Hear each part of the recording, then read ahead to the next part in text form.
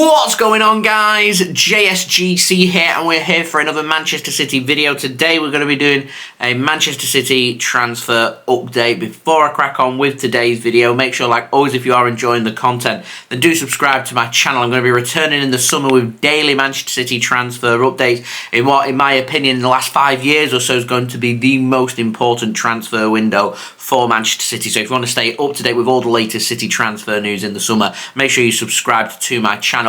Also, don't forget as well, social media links, they're in the description below and sliding across at the bottom of the screen. If you want to go and follow me on my Twitter and Instagram, email also in the description too. If you want to hit me up for any sponsorships for any videos or any general business inquiries, TikTok link also in the description if you want to go and follow me on there. Let me know your thoughts as well in the comments below of what you make of these transfers. Leave a thumbs up too, that would be much appreciated. 300 likes is the aim, and also don't forget as well to go and check out today's video sponsor, which is brought to you by GTPlayer. So let's crack on with this video. We're going to start off with the outs, and we've got one story to talk about in the outs, and that is an update on James Trafford. Now, Ian Evatt, the manager at Bolton, where James Trafford's currently spending his time out on loan, has given a little bit of clarification on the future of Trafford, and he said that Bolton are looking for a permanent goalkeeper in the summer, as their current goalkeeper, their number one, is James Trafford and is only a loanee. But Ian Evatt has given clarification on this and says he's not expecting Bolton or anybody else to sign James Trafford because he believes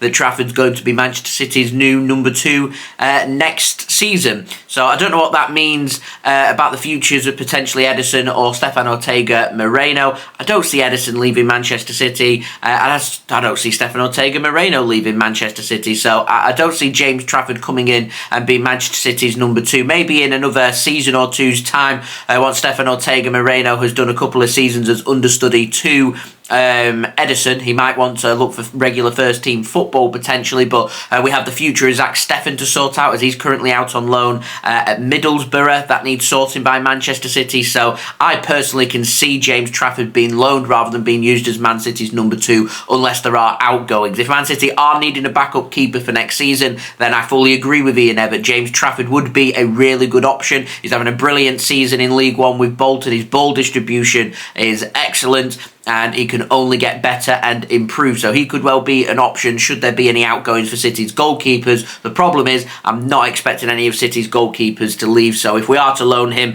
no offence to Bolton, but I feel like James Trafford is too good right now for League One, and I'd be sending him up to the next league above, which would be the Championship. Should Bolton get promoted from League One at the end of the season, currently sitting in a playoff place, then perhaps they could be an option to loan him back out there again. If not, I'd be looking for a decent quality Championship team who do like to play out from the back for Trafford to go and learn his trade from. I would recommend Burnley, but Burnley I think may look for something a little bit more permanent. I've got Aro Muric from Manchester City, of course, and I think if they end up getting promoted, which is looking likely that they will get promoted to the Premier League, I'm not too sure of where Trafford's standard would be. I mean, it could be much like that of Gavin Bazunu, which was played in League One with Portsmouth and then makes the adaptation to go in to become a Premier League goalkeeper with Southampton. So City, they could even potentially sell James Trafford with a cheap buyback clause like they have done with Bazunu. So we'll have to wait and see with what the future holds. Number 2 at City, though, I think unlikely, but stranger things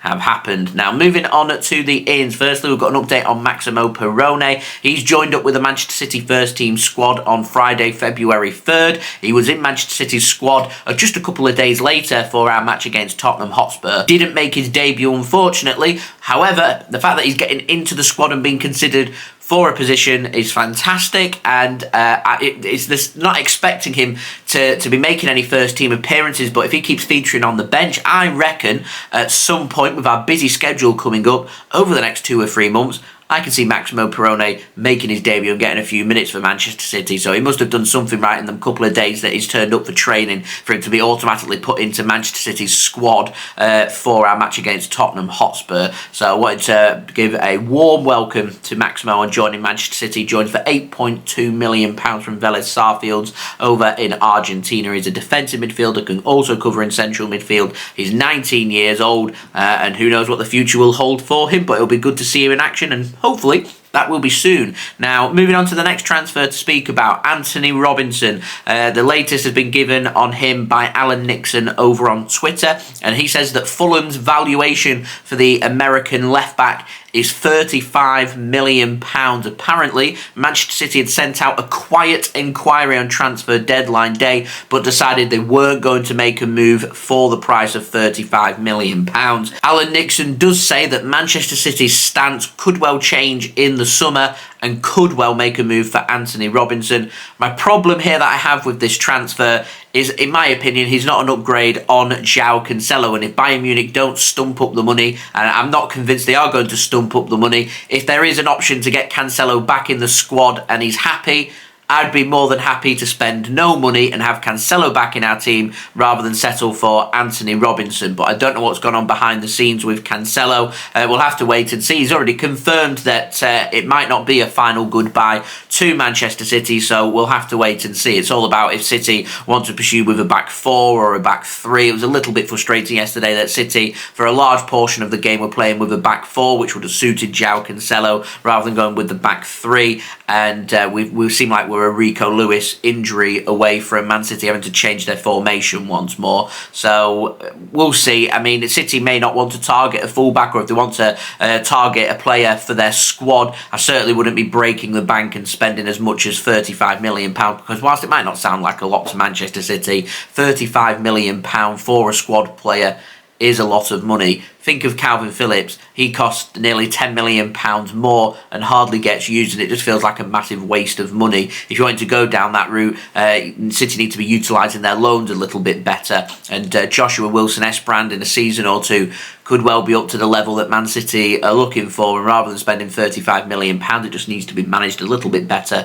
from Manchester City, or go out there and look for a real good bargain if they're not just going to be a squad player rather than spending serious amounts of money, because I'd rather City, if they're going for squad players, buy players for cheap, and then the actual positions that are going to improve our starting 11, if that's to be 2 or 3 players, and bring in and spending a little bit more to spend that money to bring in extra bits of quality that will improve the Manchester City team. Players like Jude Bellingham, rather than being cheap and settling on James Maddison instead. If you're wanting the top players to improve your team, you've got to spend the money, and the only way you can make that work with financial fair play, unless you are Chelsea, is to be prudent in the market when it comes to bringing players in. In the summer, City could be bringing in as many as 5 players, so City can't afford to be spending 70, 80 million pounds per player for 5 players, because it just doesn't make financial sense from City. So if they are having to be prudent, then look for bargains. If not, utilise the academy, or just utilise the players that we've already got. Is Antonee Robinson an upgrade on João Cancelo?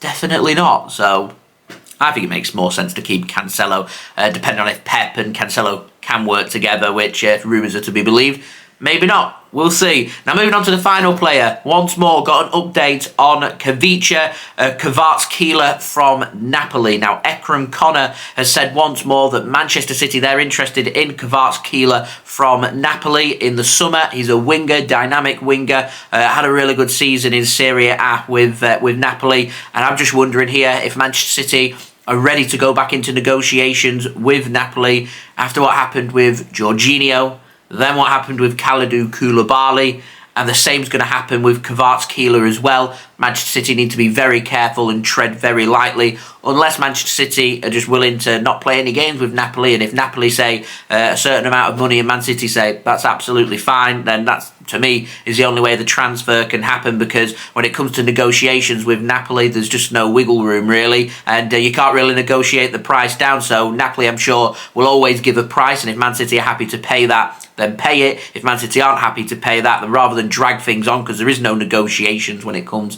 to Napoli, then just simply ask the inquiry, see if they were interested or not, and if they're willing to pay that money or not, and if not, just simply walk away rather than have a big long saga like we did with Jorginho, like we did with Kalidou Koulibaly. Surely we're not going to go in for a third time and make the same mistake a third time and not learning our lesson. Surely He's a top quality player, and I'm sure Man City will be interested in lots of wingers. We know Rafael Leao's another player of interest at AC Milan, and Khvicha Kvaratskhelia from Napoli is another player that is on Manchester City's radar. And certainly I feel like Man City needing just a little bit of injection of directness and pace when it comes to our attackers, in particular playing out wide. So that could be a very key position in the summer, and Kvaratskhelia could be a player that Man City choose to bring into their team to address potentially one of a few problems that the squad may well have going into the summer transfer window. So there we go, that has been today's transfer update.